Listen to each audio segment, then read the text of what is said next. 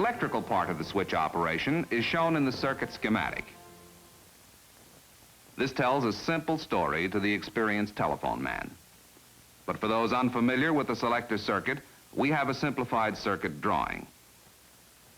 In fact, we have rearranged it in order to show clearly just how the switch operates. Here in symbolic form are the A relay, the B relay, the C, the D, and the E relay. We have also shown the shaft with its wipers, rotary ratchet, and vertical ratchet. The vertical magnets that step the shaft up, and the rotary magnets that rotate the shaft. But first, let's go back to the customer. In this symbolic diagram, the dial represents the calling customer's telephone. In the demonstration, we saw that when the customer raised the receiver, the line finder hunted for the line and connected the circuit to the first selector.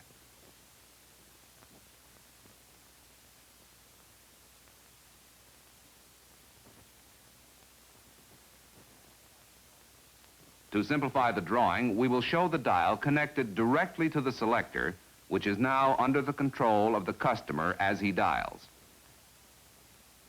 To show how the selector operates, let's go back to the circuit diagram. The moment the selector is connected to the line finder, a circuit is completed through the station instrument. The customer hears dial tone, and the A relay operates. This completes a circuit through the winding of the B relay. The B relay operates, preparing the circuit for the C relay and the vertical magnet. But these do not operate because the circuit is open at the A relay. Now the selector is ready to receive the customer's dial pulses. In this case, the customer will dial digit 3. As the dial moves off normal, the circuit remains closed. But as the dial returns to normal, it will momentarily open the circuit each time the dial clicks. These signals, or pulses, will cause the selector to operate. Let's watch. As the first interruption occurs, the A relay releases. This opens the circuit through the B relay windings. The B relay, however, is a slow release relay and does not release. The release of the A relay also completes the circuit through the vertical magnet and the C relay. The C relay operates, preparing a circuit through the E relay. At the same time, the vertical magnet operates. As it raises the shaft one step, note that contacts located near the top of the shaft close.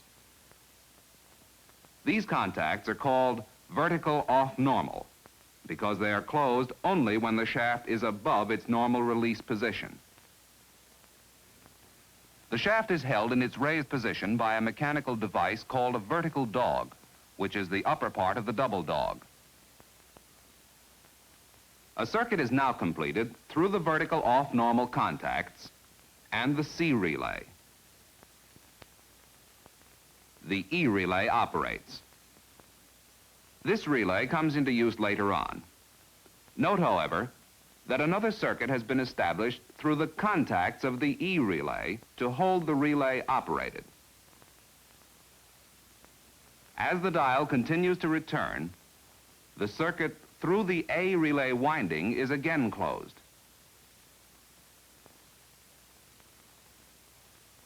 The A relay operates, opening the circuit through the C relay and the vertical magnet. The vertical magnet releases. The C relay remains operated because it is a slow release relay.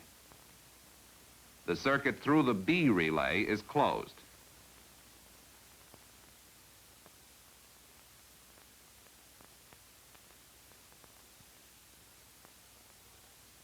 The dial now opens the circuit for the second pulse. The A relay releases.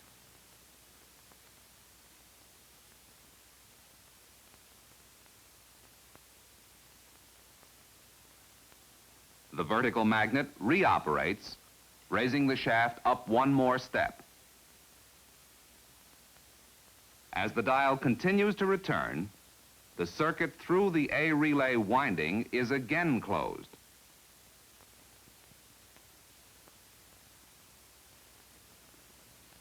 The vertical magnet releases.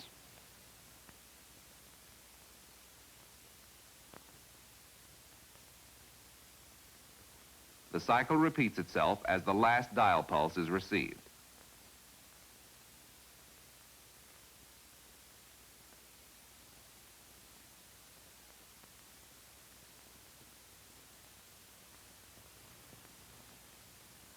The vertical magnet operates.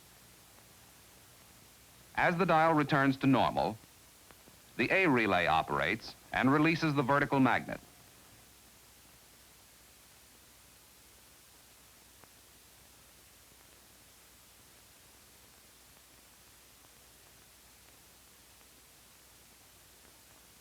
The customer dialed 3, and the shaft has stepped up 3 levels. Remember that all the foregoing operations took place during the short interval that the dial was returning to normal. If this were shown at normal speed, there would now be a pause as the customer dials the next digit. During this interval, the selector completes its rotary operation automatically. The slow-release C relay, whose circuit is open at the A relay, finally releases. This completes a circuit through the rotary magnet and the E relay contacts.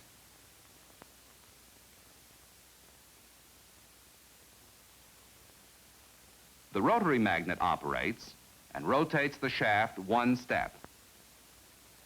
This brings the shaft wipers in contact with the first trunk terminals. When the rotary magnet operated, the rotary interrupter contacts opened, thus opening the circuit through the winding of the E relay, which releases. The release of the E relay opens the circuit of the rotary magnet, which releases, closing its contacts. If the trunk with which the wipers made contact is idle, a circuit is closed through the windings of the E relay and the D relay.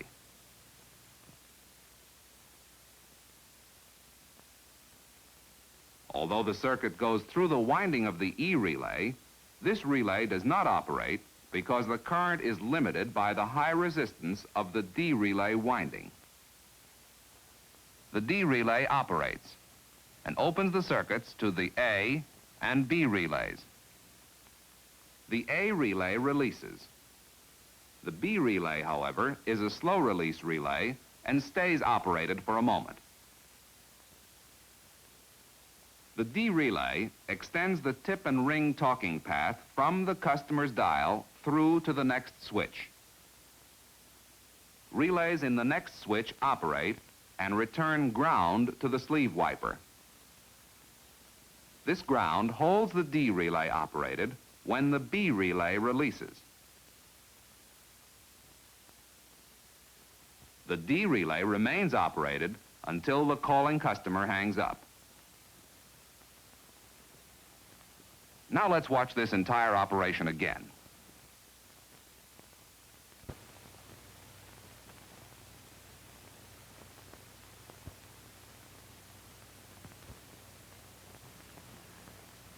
The A relay operates. The B relay operates, preparing the circuit for the C relay and vertical magnet. Now the customer dials the digit 3. The dial starts to return to normal. We'll stop the dial as its contacts open the circuit to the A relay. The release of the A relay closes the circuit through the vertical magnet and the C relay. The C relay operates, and the vertical magnet moves the shaft up one step. The E relay operates and establishes another path to its own winding through its contacts.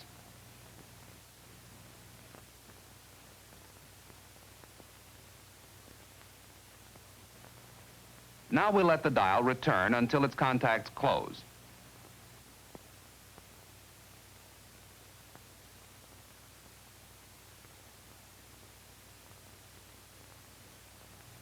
The A relay operates. The vertical magnet releases.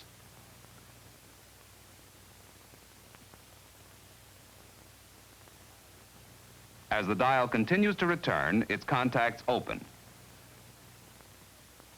The A relay releases, and again the vertical magnet is energized.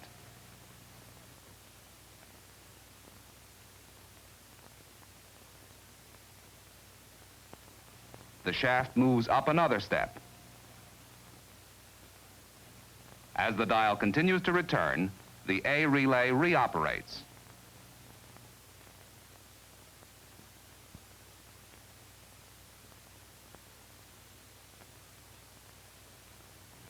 The vertical magnet releases.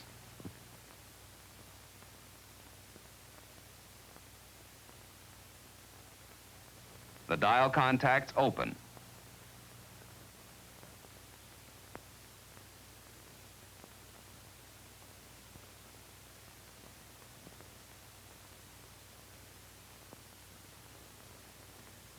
The vertical magnet steps the shaft up another step. The dial returns to normal. Its contacts close.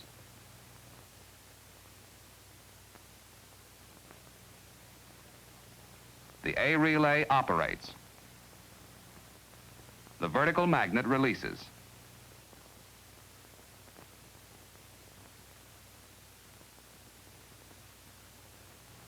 Vertical stepping is now complete, and the switch is ready for rotary action.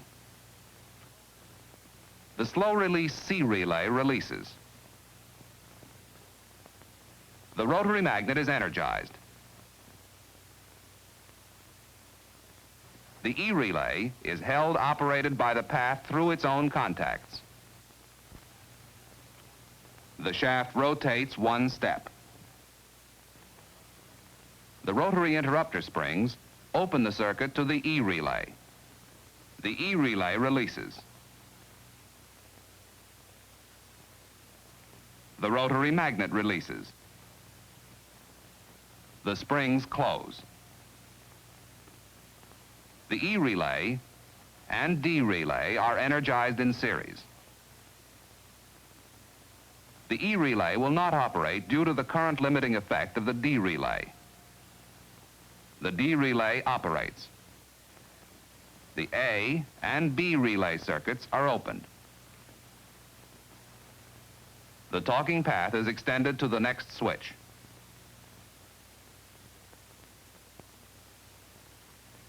The next switch places ground on the sleeve terminal.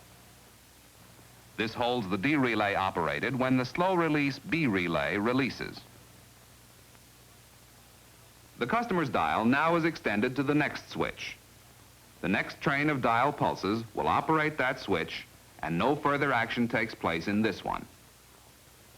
But now, suppose that when the switch rotated to the first trunk, the wipers found that trunk busy.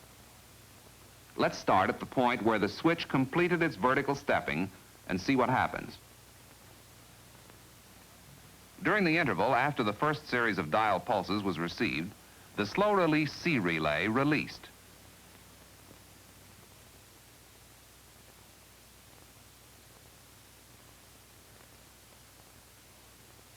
The rotary magnet operated, and the shaft rotated one step. The rotary magnet opened the circuit to the E relay, which released, and in turn, released the rotary magnet. But now, a new chain of events occurs. When the switch wipers hit the first trunk, they find ground on the sleeve terminal because the trunk is busy.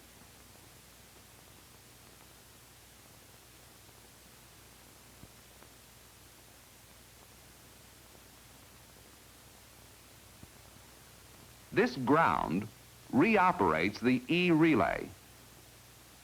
The D relay does not operate because there is ground on both sides of its windings.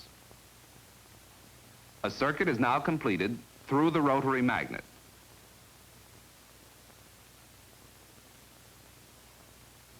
The rotary magnet again operates, stepping the wipers into the next terminal.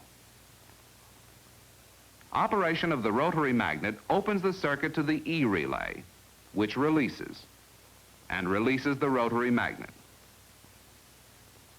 If the second trunk is idle, no ground is found on the sleeve, and the switch operation is the same as illustrated before. When the rotary interrupter contacts close, the D relay operates.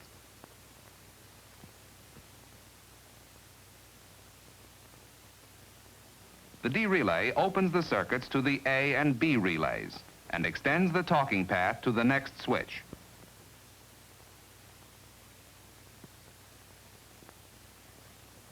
The next switch places ground on the sleeve terminals to hold the D relay operated.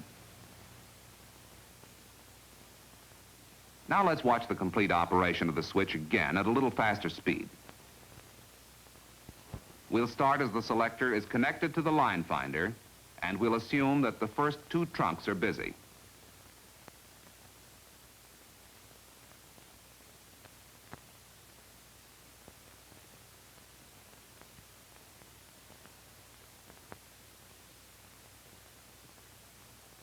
The customer dials digit 3. The dial contacts open.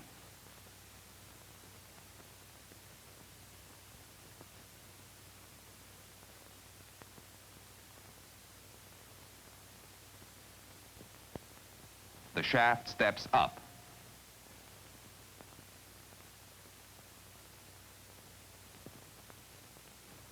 The E relay operates, and another path through its winding is established. The dial contacts close.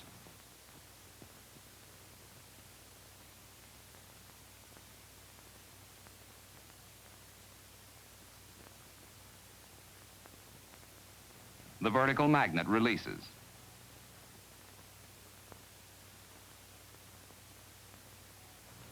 The dial contacts open again.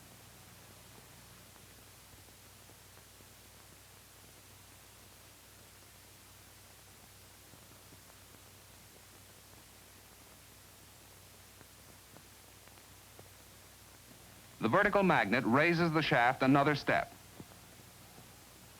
The dial contacts close.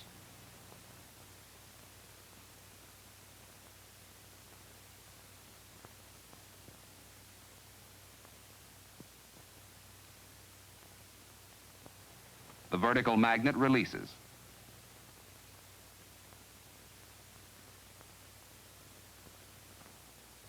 The dial contacts open.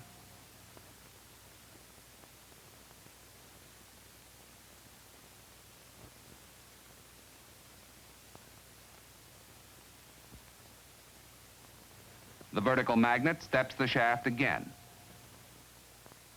The dial returns to normal.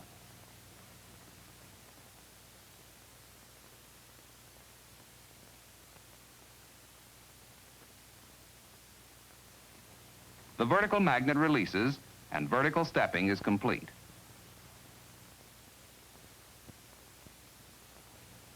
Now the C relay releases.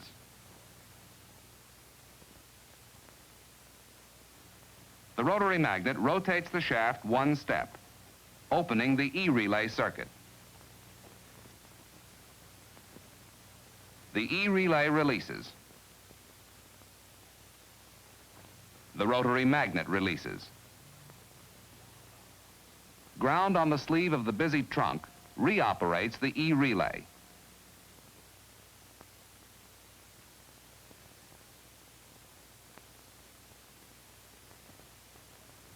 The rotary magnet steps the shaft in to the second trunk. The E relay releases. The rotary magnet releases. The second trunk is also busy.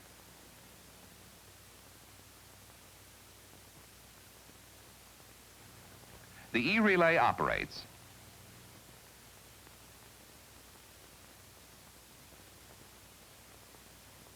And the rotary magnet steps the shaft in once more. The E-relay releases. And the rotary magnet releases. The third trunk is idle.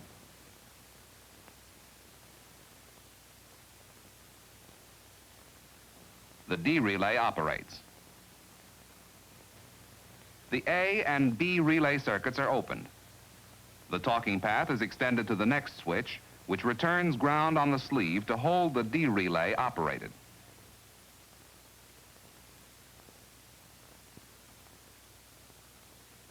The switch has stepped up to the third level and cut into the third terminal, which was idle. The operation we have just seen is basic in most step-by-step equipment. You probably noticed the definite rhythm with which the electrical and mechanical operations occurred. This is the result of careful engineering, precise manufacture, and accurate adjustment.